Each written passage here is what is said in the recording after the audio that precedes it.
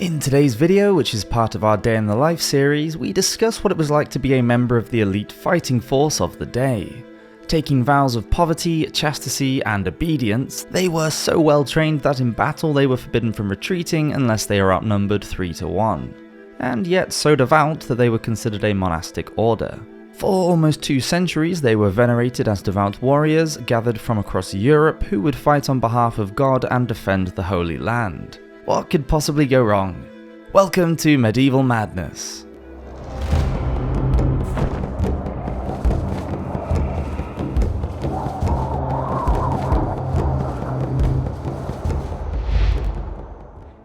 In 1099, Christian armies took Jerusalem from Muslim control during the Crusades.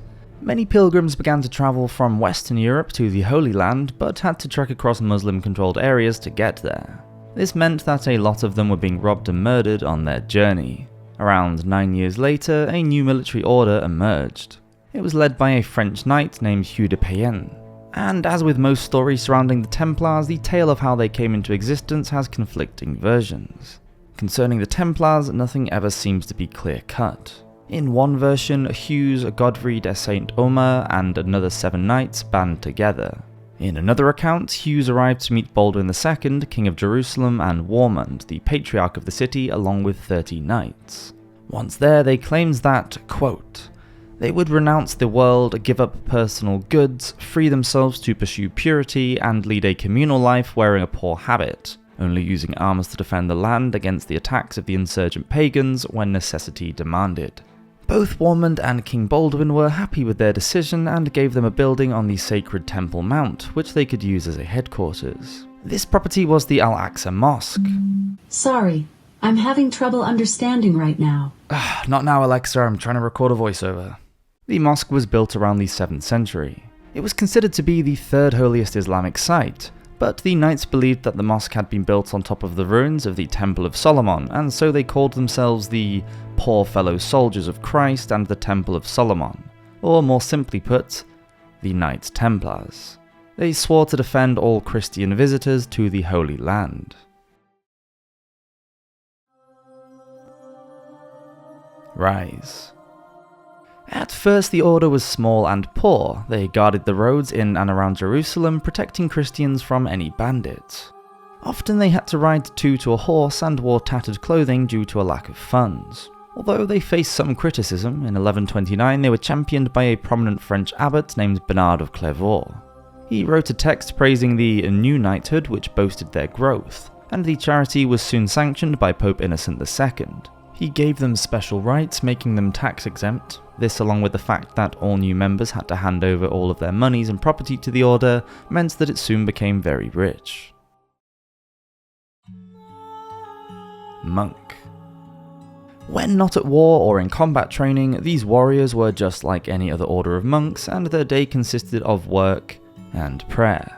It began with matins at dawn and ended with nightly devotions at Compline, with prayers at the hours of prime, terce, sext, nons, and vespers in between, and of course mass.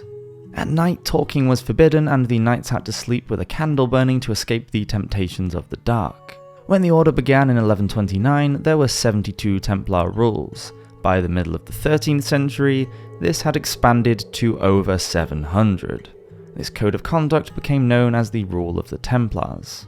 Any transgressions were dealt with and punishment varied greatly. A Templar might be banned from having wine on a Friday. Another could be made to recite psalms after being whipped. One knight who abandoned his post found himself eating off the floor for a whole year. Extra protein aside, that probably wasn't very hygienic. A clerk read aloud from the Bible as meals were taken in complete silence, and 2 Templars had to share a plate, not just to save on the washing up, but to ensure that no one could fast without prior permission. Unlike for other monks, meat was eaten 3 times a week because the knights needed to be in peak fighting conditions at all times. Clothing had to be plain, no fur, and definitely no pointy shoes. The company of women was to be avoided at all costs. In fact, just discussing them was frowned upon, and Templars were not even allowed to kiss their own mothers. Idleness was not allowed, and Templars were expected to work, making sure that any business conducted outside of the temple was done in such a way that it only brought honour on the Brotherhood. Their reputations had to be beyond reproach. Though they were formed originally to defend pilgrims, the Order's duties quickly expanded. They became protectors of all of the Crusader states in the Holy Land. Known for their bravery and skill in fighting, they soon gained a fearsome reputation. Fall. Under ever-mounting debt, King Philippe IV of France was already responsible for carrying out attacks on the powerful Italian Lombard merchants. He had them arrested in 1292, and after seizing their property, they were forced to buy a French nationality if they wanted to stay. The French Jews were next. He arrested 100,000 of those and expelled them in a move to seize their property. Now he turned to the 5,000 rich members of the Templar Order who resided in France. By the end of the 13th century, the Templars' role as pilgrim protectors had largely been replaced with that of banking. Their involvement in money lending, which was forbidden by the church, was overlooked due to their strong political connections. Now, with the fall of Jerusalem to Saladin and his Muslim forces, the order was coming under criticism. There was talk of them forming their own state in the Languedoc region of southwest France. With a large army and a great deal of money at their disposal, King Philippe, with one eye on his royal coffers, was more than a little uneasy. In September of 1307, all of the bailiffs and stewards in France were secretly sent orders by King Philippe IV. They were to prepare for the arrest and imprisonment of every affiliate of the Templars. A month later, at dawn on Friday the 13th of October, all members in France were arrested and imprisoned, including the Grand Master Jacques de Molay and Hugh de Parade. Although Hugh was only referred to as a visitor of France in several documents, he was in fact a debt collector, there to gather all of the royal money that was owed to the order. Some of the witnesses who gave evidence against the Brotherhood were ex-Templars themselves, with an axe to grind, many of them having been expelled from the order because of previous offences. Philippe sent 2 of his senior agents to collect a list of charges and gather evidence. It is widely agreed that the French king, who had inherited an empire and a great deal of debt caused by his father's war with Aragon, made up the accusations against the Templars. He had even invited the Grand Master, Jacques de Molay, to be a pallbearer at his sister's funeral just the day before the arrests. Charges. The Knights Templars were only answerable to Pope Clement V, and at first he was enraged with Philippe's total disregard of his authority. But he soon relented, and on the 22nd of November he sent out a papal decree to all Christian monarchs in England, Germany, Italy, Iberia, and Cyprus to arrest any known Templars and confiscate their lands. He also sent 2 cardinals along to take part in the interviews of Jacques de Molay and Hugh de Parade. The initial charge was one of heresy, one that is hard to prove without the ability to read another's mind. In 1252, Pope Innocent IV had issued a papal bull known as the Ad Extirpanda, which authorized the use of torture as a device for extracting a confession during interrogations. Innocent believed there was a plague of heresy spreading across Christendom, and it needed to be eradicated. It was this legislation that Philippe now used to gather information from the order, and the torturers believed that violence was a tool that would bring them closer to the truth. The charges against the knights included renouncing the cross and spitting on it, as well as being kissed by another Templar on the mouth, lower spine and navel, whilst naked during the initiation ceremony. Many further charges were added later that included worshipping cats and excusing theft and perjury if it benefited the order. No evidence was produced.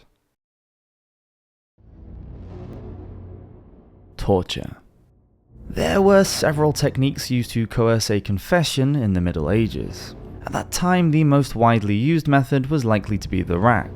The prisoner was made to lie on a table with their wrists and ankles bound with ropes that were wound around rollers. As the rollers were slowly turned, the limbs were stretched to the point where the muscles and ligaments were torn apart. Eventually, the joints were dislocated, crippling the unfortunate victim. The strappado was also utilized. This was a device that raised a victim up by a rope. With their arms tied behind their back, the rope would be slung over a beam as the prisoner was yanked up and suspended until their shoulders dislocated. Other methods included sleep deprivation and starvation. In Paris, 138 Templars were tortured. Most of them confessed after being subjected to fire torture. Butter was rubbed onto the soles of their feet, which were held fast in an iron frame and placed in front of a fire. A screen was occasionally held in front of the flames to regulate the heat.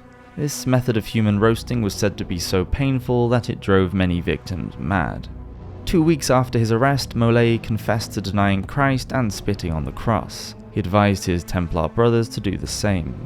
Under further tortures and the realization that their order was falling apart, the confessions came in thick and fast. Later, many recanted, but it was too late, and the burnings began. The persecutions soon spread across the rest of Europe. In England, King Edward II also suppressed the Templars, killing many and confiscating most of their wealth. On May 12, 1310, 54 Knights Templars were burned at the stake in Paris. Pope Clement dissolved the order in 1312, and in March of 1314, after almost 7 years in prison, de Molay and 3 other Templar leaders were burned at the stake in Paris. The Last Templars. Around the year 1340, Ludolf of Sudaim, the German priest and pilgrim, was travelling through the Holy Land and arrived at the Dead Sea. He later wrote an account of his travels there and the decline of the Crusader states, writing, quote, "At this place in my time there were Templars who had been made prisoners at the fall of Acre, who sawed wood here and there in the mountains for the Sultan's service, and did not know that the order of Templars had been suppressed, for they worked here, and had seen no man from this side of the sea, since they had been taken prisoner." The 2 knights who came from Burgundy and Toulouse were freed a year later and returned back to Europe. There they met the Pope and were able to retire nearly 30 years after the Templars had been officially disbanded. Today, the Catholic Church has admitted that the persecution of the Knights Templars should never have happened, and Pope Clement was put under pressure to destroy the order. There have been many tales and conspiracy theories about Templar curses, treasures, and mysterious works, some involving the legends of the Holy Grail, the riches of King Solomon, and the Ark of the Covenant. Whatever the truth is, we know that the Order of the Poor Fellow Soldiers of Christ and the Temple of Solomon still continues to fascinate to this day. Thank you for watching this video. Do hope you've enjoyed it, and please do subscribe if you'd like to see more of our content. We do upload a new video every Friday. Cheers, have a great week.